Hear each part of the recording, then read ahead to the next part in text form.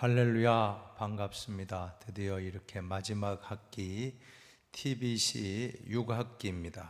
이제 에베소서부터 요한계시록까지 하면 그동안의 코로나 기간에 장장 3년 동안 TBC 성경 공부를 이제 마치게 되는데, 이번 학기에도 변함없이 잘 참여하시고 성경 지식과 또 성경의 은혜가 차고 넘침으로 우리 신앙생활의 영적인 성숙이 이루어지는 TBC 성경 공부가 꼭 되기를 바라겠습니다. 오늘은 60강입니다. 그리스도인의 영광이라는 주제로 에베소서 1장부터 6장까지 말씀을 함께 묵상하도록 하겠습니다. 먼저 서론 부분은 한번 쭉 읽어보는 것이 정리가 되리라고 믿습니다. 한번 서론 부분을 같이 한 목소리로 읽도록 하겠습니다. 바울이 옥중에서 기록한 것으로 보이는 서신은 모두 7통이라 전하여지고 있으며, 디모데 전후서와 디도서 이 세 통은 보통 목회 서신으로 에베소서, 빌립보서, 골로새서 및 빌레몬서 이 네 통은 옥중 서신으로 분류합니다. 옥중 서신의 네 책은 단지 장소와 시기상으로 공통점이 있을 뿐만 아니라 그 내용에 있어서도 다분히 많은 관련성을 가지고 있습니다. 그러나 이 같은 공통점에도 불구하고 각 책의 특이성도 뚜렷합니다. 가령 에베소서와 골로새서는 교리에 치중한 책으로서 전자는 교회론을, 후자는 그리스도론을 논한 반면에 빌립보서와 빌레몬서는 실천적이며 사적인 편지로서 전자는 교회 생활에 대하여, 후자는 개인 생활에 대하여 교훈을 쓰고 있습니다. 옥중 서신들의 기록 장소와 시기가 거의 공통성이 있다는 것은 바울이 로마 옥중에 있었던 시기, 즉 주 61년 혹은 62년경에 썼을 것으로 보는 점입니다. 바울은 로마의 옥중에서 2년 동안 있으면서 다른 제수와는 달리 몇 가지의 특권을 누릴 수가 있었는데, 예를 들면 그를 지키는 군인과 함께 임대주택에서 거했고 많은 사람의 방문을 받을 수 있었습니다. 그를 방문한 사람 중에는 에베소서에서 온 두기고, 빌립보에서 온 에바브로디도, 골로새에서 온 오네시모 등이 있습니다. 그 중에 두기고는 에베소의 성도들에게 편지를 전했으며, 에바브로디도는 빌립보의 성도들에게, 오네시모는 골로새의 성도들과 빌레몬에게 각각 서신을 전한 것입니다. 에베소의 내용은 크게 두 부분으로 나누어집니다. 첫째는 교회론으로서 그리스도의 몸으로서의 교회, 거룩한 성전으로서의 교회, 비밀로서의 교회를 논하고 있으며, 둘째 부분은 주의 몸된 교회의 지체로서 그리스도인들이 어떻게 살아야 할 것인가의 실천적인 생활을 논합니다. 즉 새로운 존재로서의 그리스도인의 생활, 신부로서의 그리스도의 생활, 그리고 군인으로서의 그리스도인의 생활을 논하고 있습니다. 오늘 옥중 서신의 첫 번째 책이라고 할 수 있는 에베소서, 역시 사도 바울의 서신은 전반부는 교리적인 면이 있다면 후반부는 실천적인 면으로 1장부터 3장은 교리라면 4장부터 6장은 실천적인 내용으로 이루어져 있다라고 보시고 잘 서론을 참조하시면 좋겠습니다. 이제 생각을 여는 질문도 함께 읽어봅니다. 우리는 이 땅의 교회 현실과 그리스도인들의 생활을 봅니다. 이 땅에 수많은 교회가 이곳저곳에 우뚝우뚝 솟아 있으며 남한의 인구 약 5천만 명 중에 5분의 1이 그리스도인입니다. 이 땅에 수많은 교회가 있고 그 중에 또 많은 숫자의 크리스찬들이 있다고 하는데 왜 이 땅에 이렇게 어두움이 깔려 있습니까? 계속 한번 읽어볼까요? 그런데 이 땅에는 어두움이 짙게 깔려 있습니다.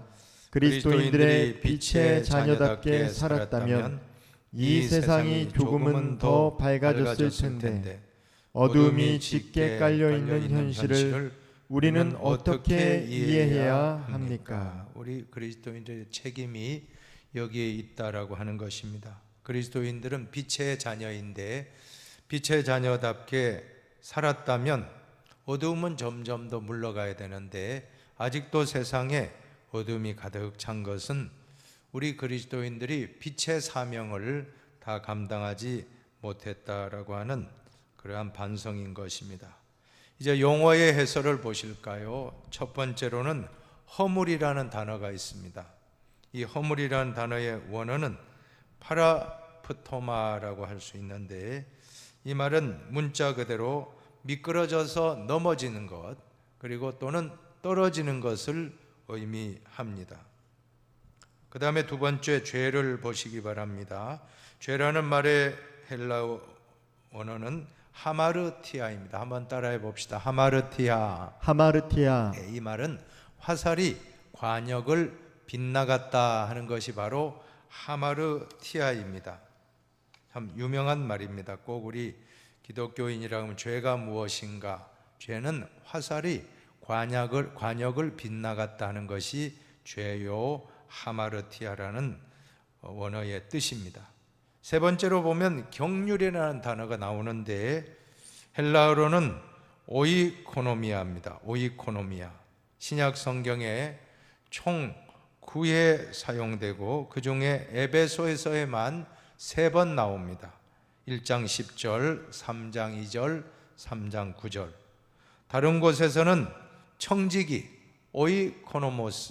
오이코노모스라는 청지기로도 쓰이는데 일반적으로 경륜은 청지기가 집을 관리하고 다스리듯이 온 우주 만물을 하나님이 주인이신 하나님이 인류를 다스리신다라고 하는 의미로 이 경륜을 사용합니다. 즉 하나님의 계획과 하나님의 작정하신 일들이 하나님의 뜻대로 다 이루어진다 하는 것이 바로 경륜입니다.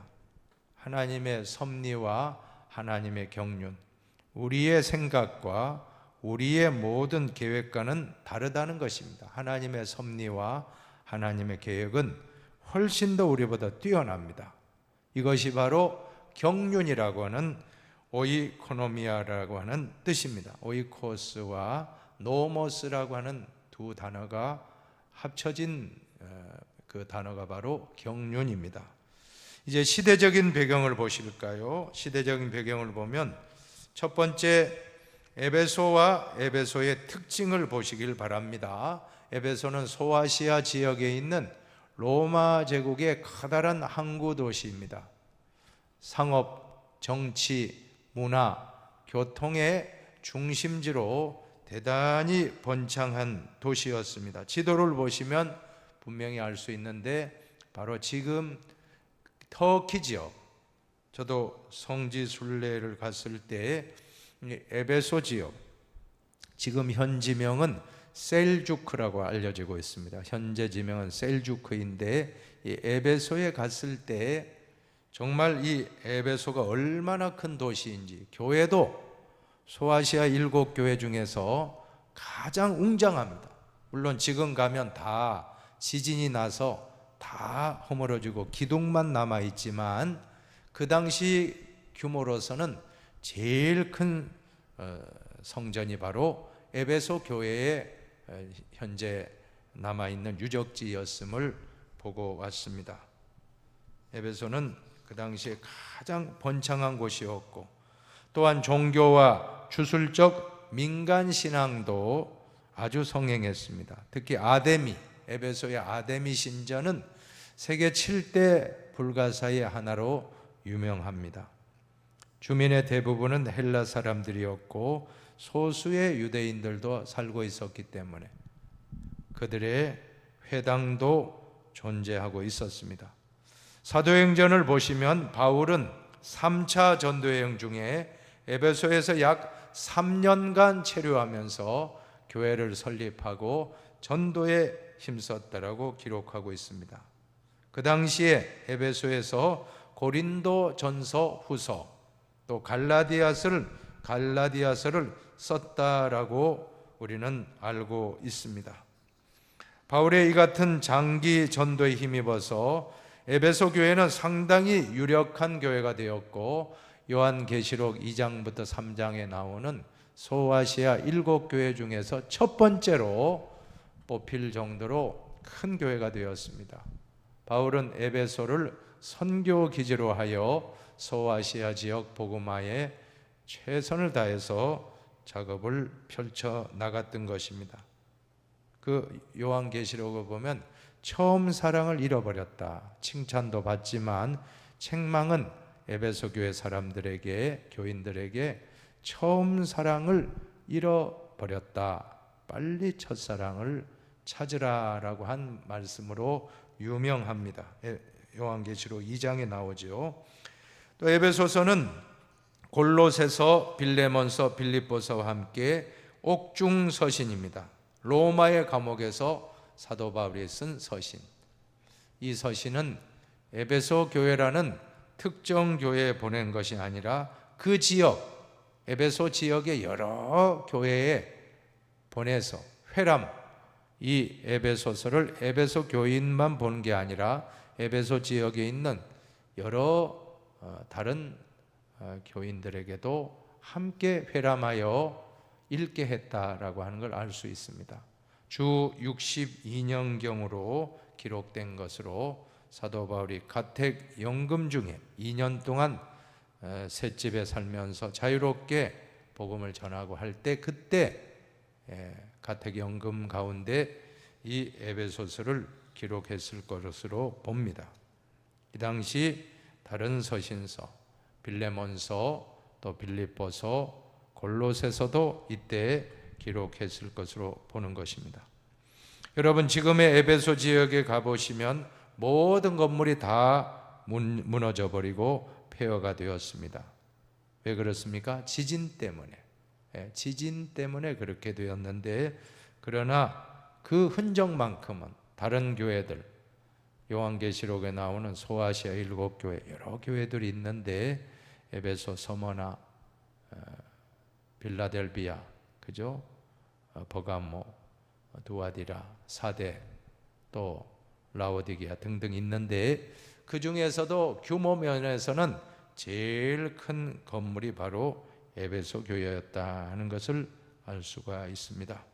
이제 에베소 교회, 에베소서의 기록 목적을 보시기 바랍니다. 바울은 에베소에서 우주적인 교회를 강조함으로 교회의 분열을 막고 유대인과 이방인이 하나가 되는 일치와 화해를 위해서 이 서신을 썼다는 것입니다. 당시에 보면 교회 안에 많은 이방인들과 또 유대인들, 소수지만 유대인들이 함께 섞여 있었고, 그러다 보니 필연적으로 문화적인 또 여러 가지 그런 언어적인 차이로 인하여 분열이 발생했는데, 이것을 다 극복하고 일치와 화해를 위해서 이 서신을 썼다라고 하는 것입니다.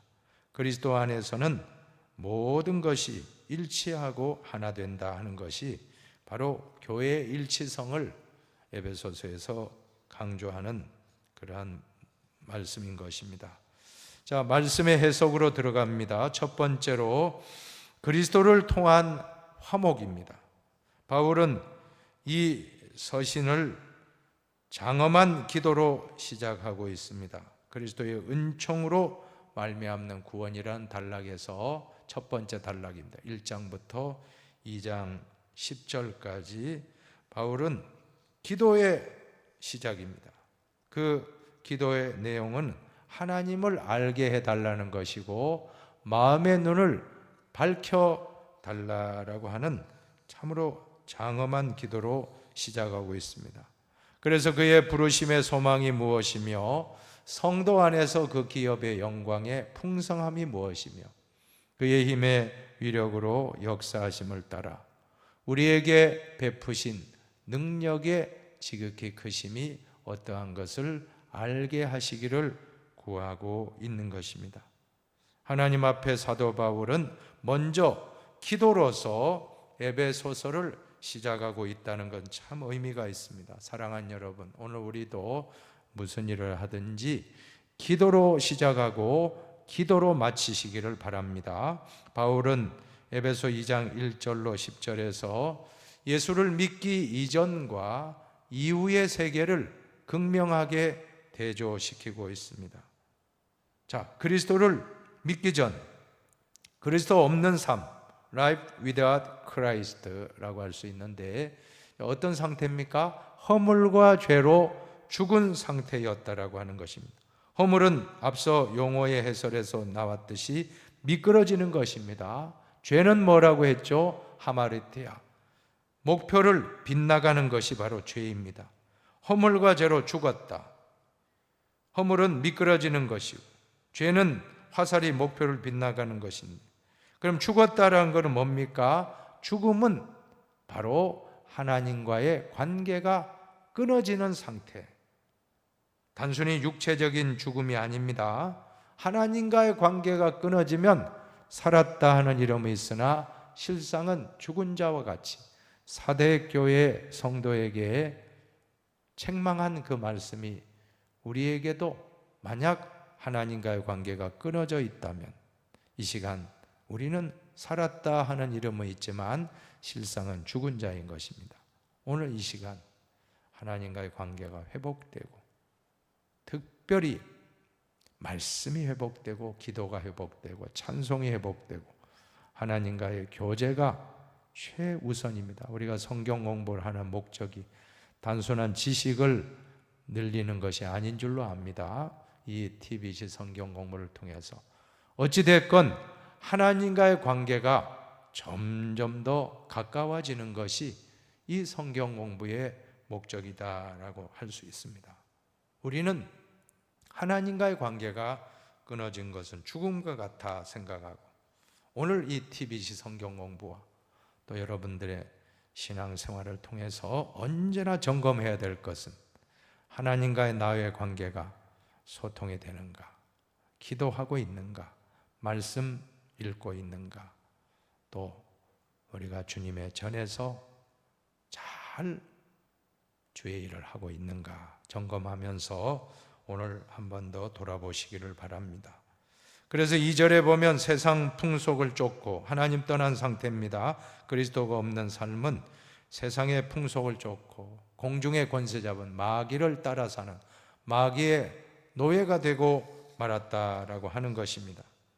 그리고 육체의 욕심을 따라 지내며 본질상 진노의 자녀와 같았다라고 하는 것입니다. 여러분, 갈라디아서의 주제가 무엇입니까?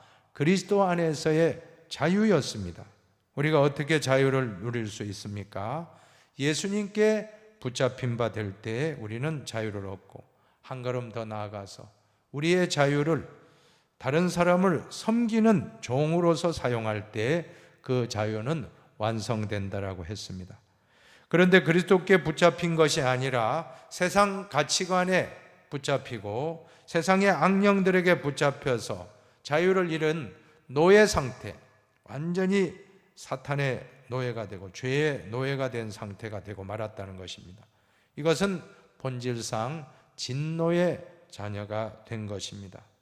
하나님의 진노를 받을 수밖에 없는 어둠의 상태인 것입니다. 이것이 바로 우리가 그리스도를 믿기 이전에 우리의 영적인 상태를 잘 묘사하고 있습니다. 다음은 그리스도 안에서의 삶입니다. Life in Christ입니다. 그런데 그리스도 안에서 우리를 살리시고 일으키시고 앉히셨다 하는 것입니다. 그리고 성도라 부름을 받게 하셨고 하나님의 자녀 삼아 주셨고 하나님의 백성으로 인도해 주시고 우리를 영광스러운 자리에 앉게 해 주신 것입니다. 얼마나 영광스러운 것입니까? 여러분, 지금 여러분이 하나님을 믿고 흰돌교회에서 신앙생활하고 직분을 받아 지금 신앙생활하고 있다는 것이 얼마나 축복된 자리에 와 있습니까? 죽은 자 가운데서 살리시고 일으키시고 앉혀주셨다 하는 것을 항상 기억하십시오. 우리가 구원이라는 선물을 어떻게 받았습니까? 은혜에 의한 믿음. 내가 잘나서가 아닙니다. 거저 주어진 은혜에 의한 믿음으로 말미암아 구원에 이르게 되었다. 얼마나 큰 복입니까? 다음 단락으로는 그리스도 안에서 십자가로 인한 연합이 되었다라고 하는 것입니다. 십자가로 연합이 되었다. 이것은 유니티, 연합이란 유니티입니다. 하나가 되었다는 뜻입니다. 그래서 11절에서 12절에 보면 그때는 그리스도 밖에 있을 때입니다. 그때는 이방인이요 할례받지 않은 무리요 희망이 없는 삶을 살았습니다. 그때에는 하나님과 상관이 없었습니다. 그리스도 밖에. 또 하나님의 약속과 아무런 상관도 없었습니다. 그리고 참된 소망이 없이 하나님 없이 살았던 것입니다. 유명한 단테의 신곡에 보면 지옥편에, 그죠? 지옥편, 연옥편, 천국편 3편으로 나누어지는데 작가의 상상력이 참 대단합니다. 예. 그 단테의 지옥편 제일 첫 장에 보면 여기에 들어오는 자 희망을 버려라. 지옥이 어떤 곳입니까? 희망이 없는 곳이 지옥입니다. 우리가 지금 이 땅 살아가지만 여러분들이 지옥을 살기 원하신다면 희망을 버리시기 바랍니다. 그러나 천국은 희망이 넘치는 곳입니다. 우리는 희망을 가지고 달려가야 되는데 그리스도 밖에 있는 사람은 이미 희망이 없다. 이미 아무런 소망이 없는, 하나님이 없는 그러한 상태. 이것이 바로 그리스도 밖의 그때의 삶인 것입니다. 13절 이하 18절은 이제는, 그때는과 이제는이 대조되죠. 그리스도 안에 있을 때, 밖이 아니고 아닙니다. 유대인과 이방인의 막힌 담을 허시고 하나 되게 하셨습니다. 그리스도 안에서 그리스도의 피로 유대인과 이방인이 한 몸이 되었습니다. 십자가에서 유대인과 이방인이 한 몸, 즉 교회가 되었다라고 하는 말씀이 14절로 17절의 말씀입니다. 그리스도는 화평이 되셨습니다. 14절. 그리스도는 유대인과 이방인의 중간에 막힌 담을 다 허무셨습니다. 14절 하반절부터 15절 상반절까지. 유대인과 이방인은 한 몸을 형성했다. 15절 하반절로 16절. 17절. 그리스도는 모든 사람에게 화평을 전하셨다. 이제 유대인과 이방인은 모두 성령 안에서 하나님께 나아갈 수 있게 되었다. 18절입니다. 정말 얼마나 중요합니까? 우리 그리스도인은 가는 곳마다 피스메이커가 되어야 될 줄로 믿습니다. 화목해 하는 직분, 화목하게 하는 것이 얼마나 우리에게 필요합니까? 유대인과 이방인이 화목하고, 또한 남자와 여자가 화목하고, 또 여러 서로 다른 환경에 있는 사람들이 하나 되는 것은 오직 성령의 역사인 것입니다. 어느 신학자는 예수님의 삶을 한마디로 경계선을 가로지르는 삶을 사셨다라고 요약한 바가 있습니다. 예수님은 경계선을 가로지르는 삶을 사셨습니다. 남성과 여성의 경계를 가로지르셨고, 의인과 죄인의 경계를 가로지르셨고, 예루살렘과 사마리아의 경계도 가로지르시고, 유대인과 이방인의 그 모든 경계선도 다 허무셨던 것입니다. 그래서 요한복음 4장에 보면 예수님이 수가성의 사마리아 여인을 방문하지 않습니까?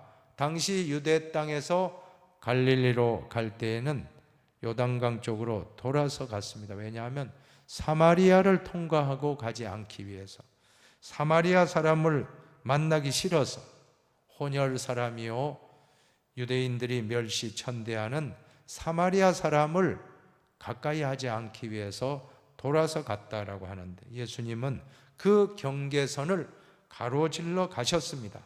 주님은 이 막힌 담을 허무시고 소통의 틈을 만드시고 도저히 만날 수 없었던 같은 사람들을 만나 주셨습니다. 예수님 만난 사람들 누굽니까? 세리와 죄인의 친구라. 심지어 창기들도 만나 주셨습니다. 하나님과 인간 사이에 막힌 담을 허무셨고 생명의 숨결을 불어 넣어 주신 예수님.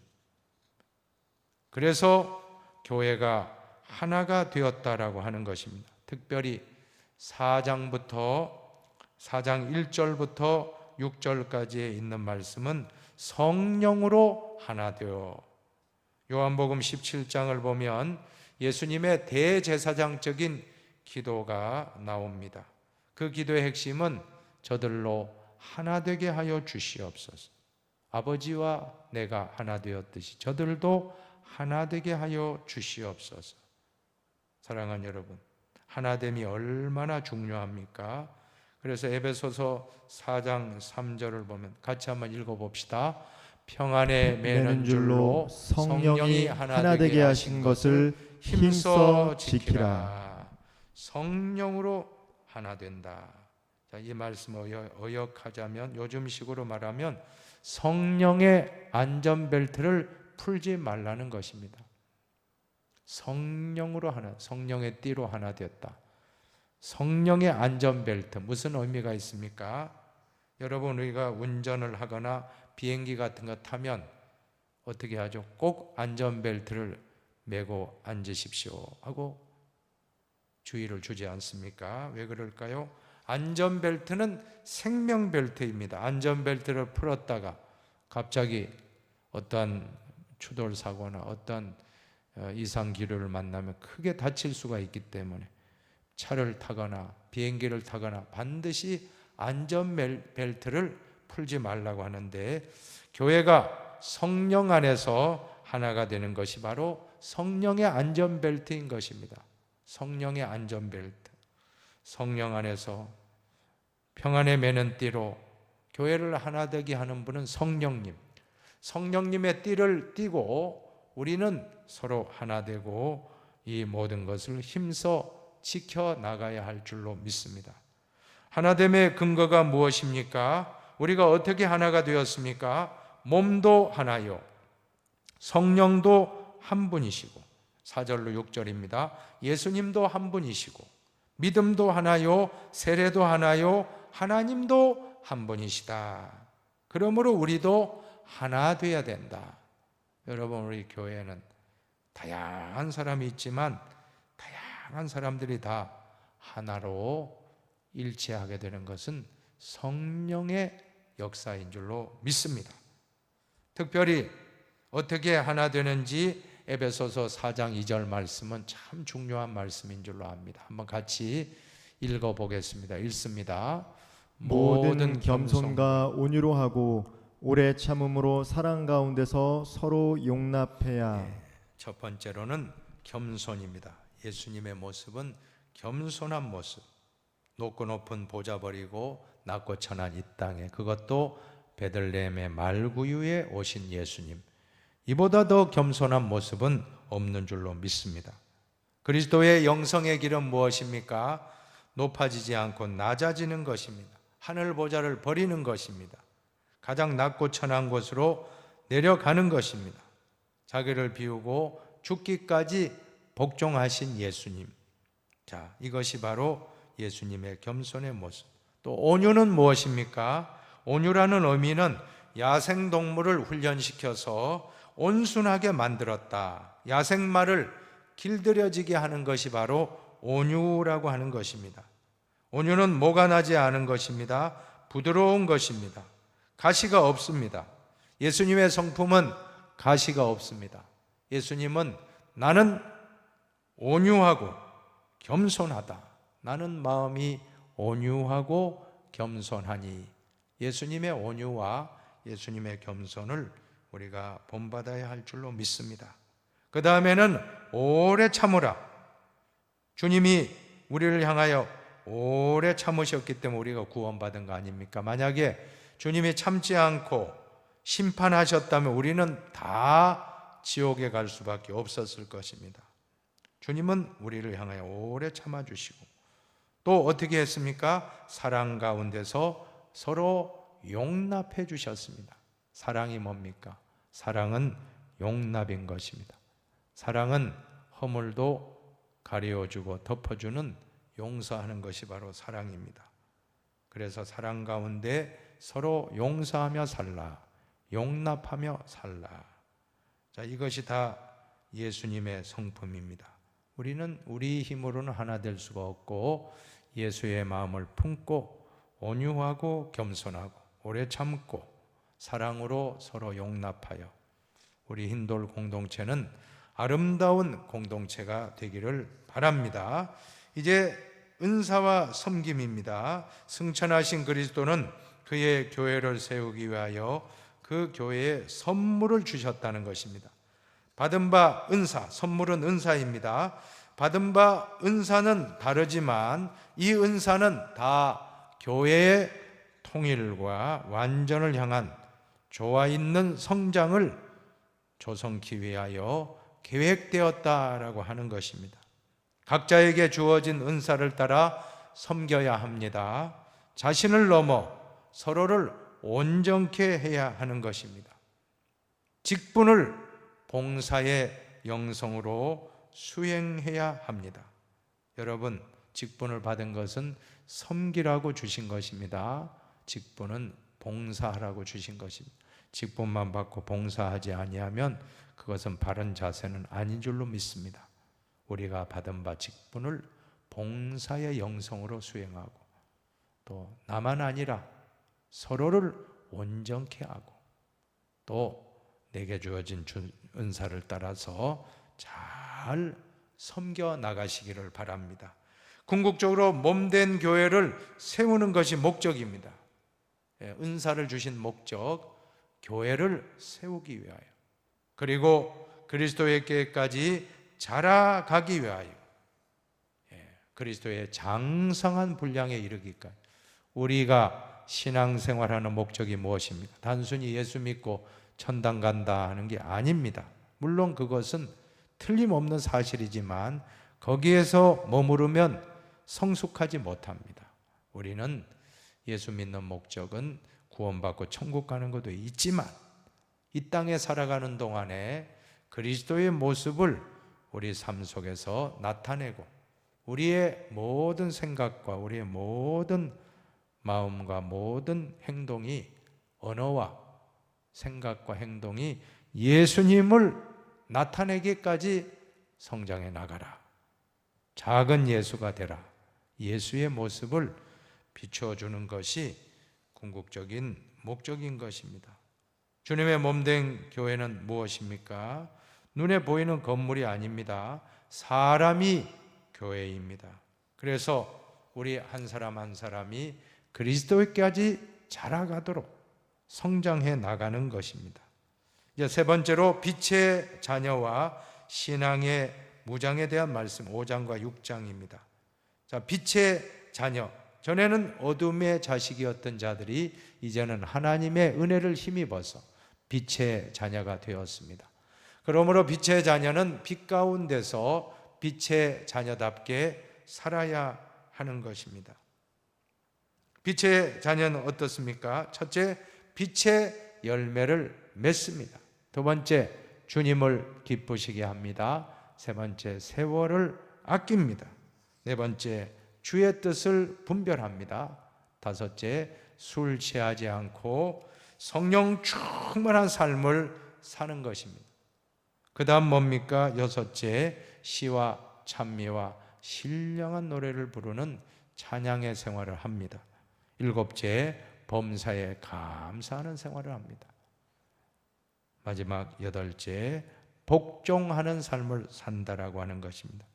여러분, 복종이라고 하니까 우리가 가정에서도 아내들이요 5장 22절 한번 읽어보실 거예요. 자막에 아내들이여 자기 남편에게 복종하기를 죽게 하듯 하라. 그러면 꼭 우리 남자들 이거 봐, 아내들 복종하라고 했잖아.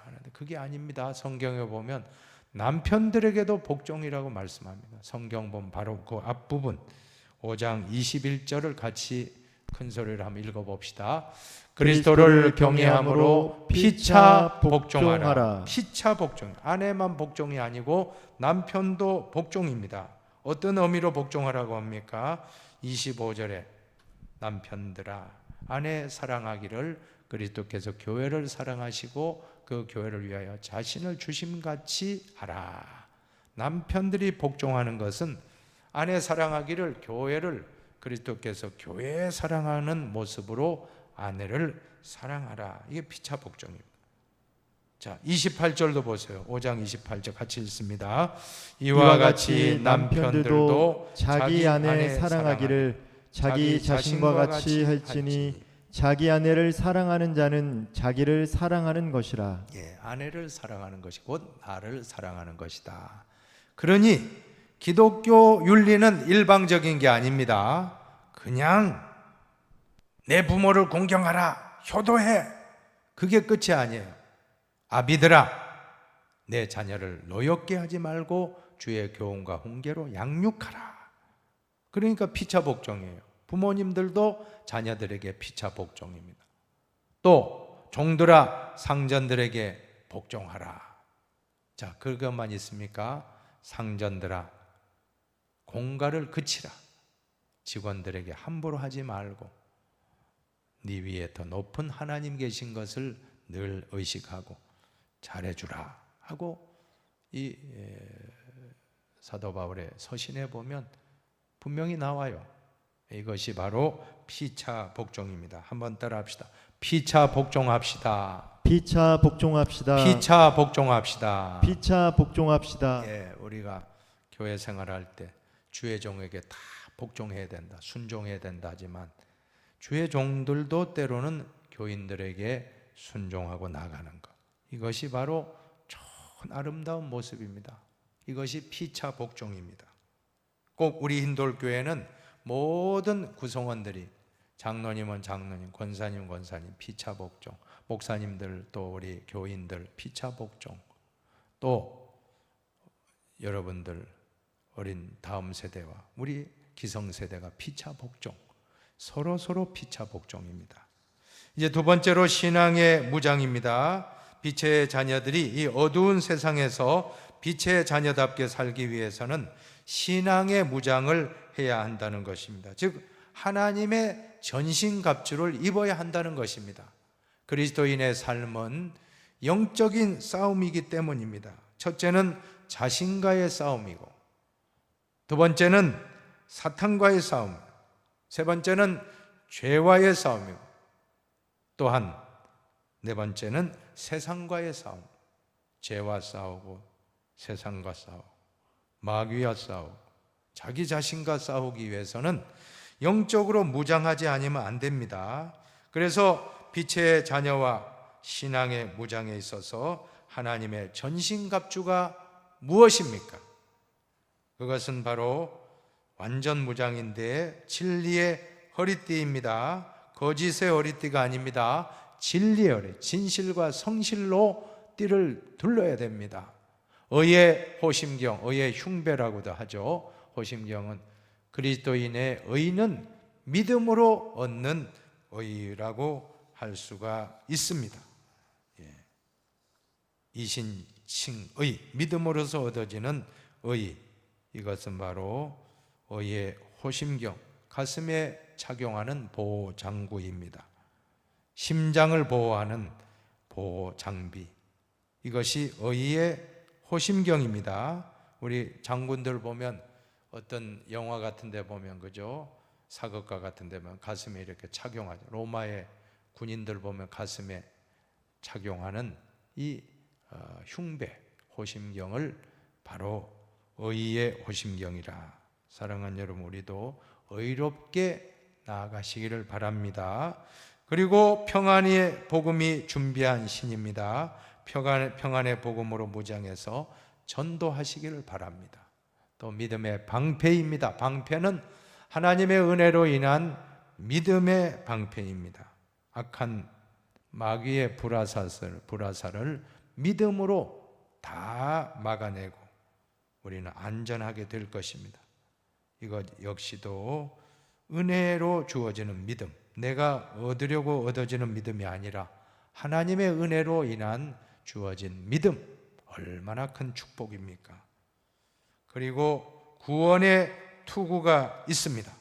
영적 무장에 있어서 투구는 무엇일까요? 바로 생명과 같은 것입니다. 구원입니다. 철모는 제2의 생명, 제가 군대 생활할 때 많이 들은 말인데 철모는 제2의 생명이다. 왜냐하면 6.25 때, 전쟁 때, 월남전 때 머리에 파편이 튀어서 전사하는 분이 너무나 많다는, 총알에 맞아 죽는 사람보다도 이 대포의 포탄과 같은 이러한 파편에 희생된 군인의 숫자가 훨씬 많다는 것입니다. 그때 생명, 팔을 다치거나 다리를 다치거나 뭐 이런 데는 살 수가 있습니다. 그러나 머리를 다치면 생명을 잃습니다. 그래서 항상 모자를, 철모를 써야 된다. 우리의 모든 문제가 있지만 구원의 확신이 흔들리면 다 흔들립니다. 구원의 투구는 확실하게 쓰시기 바랍니다. 그 다음에 성령의 검입니다. 검은 공격용 무기입니다. 유일한 공격용 무기는 바로 성령의 검, 곧 하나님의 말씀입니다. 예수님이 사탄을 물리쳐 이길 때도 바로 말씀으로 물리쳤습니다. 특별히 예수님이 돌이 변하여 떡덩이가 되게 하라. 네가 하나님 아들이면 돌이 변하여 떡덩이가 되라 할 때 뭐라고 했죠? 신명기 8장 3절 말씀 인용합니다. 사람이 떡으로만 살 것이 아니라 하나님 입에서 나오는 모든 말씀으로 살 것이니라.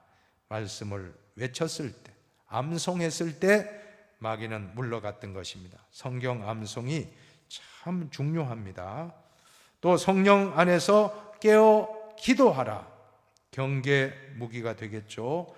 깨어 기도하는 것이 경계하는 것입니다. 여러분, 우리가 새벽에 나와 기도하고 심야에 나와 기도하고 또 시간 수요 나와 기도하고 주일은 당연히 또 예배드리며 기도하고 매일매일 기도하는 것, 이것이 경계를 쓰는 것입니다. 사탄 마귀가 침투하지 못하도록 우리는 늘 깨어서 기도하는 것입니다. 이것이 바로 경계하는 겁니다. 앞서 한번 복습해 볼까요? 구원의 투구 쓰고 의의 흉배를 붙이고 호심경, 진리의 허리띠 착용하고 그 다음에 복음에 예비한 신발을 신고 또 믿음의 방패를 들고 또 성령의 검을 들고 그 다음에는 뭡니까? 기도의 경계를 쓰는 것입니다. 그러면 우리는 영적 전투에서 승리할 수 있을 것입니다. 이제 신학적인 의미를 보실까요? 첫 번째로 에베소 교회 공동체를 통해 드러내는 교회의 일치입니다. 에베소 공동체를 통해서 교회의 일치를 강조하고 있다는 것입니다. 교회의 일치. 특별히 에베소 교회와 소아시아 여러 교회들은 유대교 출신 그리스도교 신자와 이방인 출신, 유대인 출신과 이방인 출신 기독교 신자들이 뒤섞여 있다 보니까 크고 작은 갈등이 많았습니다. 그래서 계속해서 하나 되라. 근데 여기서 하나 되라고 하는 것은 다양성 속의 일치입니다. 한번 해볼까요? 다양성 속의 일치. 다양성 속의 일치. 획일화가 아닙니다. 다 똑같이 되라는 게 아닙니다. 우리 힌돌교회도 정말 다양한 분들이 계시잖아요. 여러분, 성격도 다양합니다. 급한 사람, 느긋한 사람, 또 앞서 적극적인 사람, 또 뒤에서 소극적으로 이렇게 하는 분들 다 다양해요. 그런데 이 모든 아주 또 성격이 급한 분이 있는가 하면 또 성격이 또 차분한 분도 있고, 다 이런 분들이 다 같이 모여서 함께 그리스도 안에서 하나 되었다 하는 게 기적입니다. 이것이 놀라운 것이지, 다 성질이 급한 사람만 모여있다, 그 하나님 뜻이 아닙니다. 급한 사람, 또 그렇지 않은 사람, 또 아주 잘 사는 사람, 또 조금 경제적 어려운 사람, 또 건강한 사람, 또 부족한 사람, 나이가 또 젊은 사람, 또 나이가 많으신 어르신들. 자, 이 모두가 같이 그리스도 안에서 하나를 이루는 다양성 속의 일치야말로 놀라운 역사입니다. 이것이 바로 진정한 교회 공동체의 모습이고 성령께서 하나 되게 하셨다라고 하는 것입니다. 두 번째 신학적인 의미는 다양한 사역과 한 그리스도 공동체를 세우는 종의 사역에 있습니다. 한번 따라합시다. 종의 사역. 종의 사역. 종의 사역. 섬겨야 된다는 것입니다. 교회 안에 다양한 은사가 있고 다양한 사역이 있는데 여기서 사역은 높고 낮음의 문제가 아니라는 것입니다.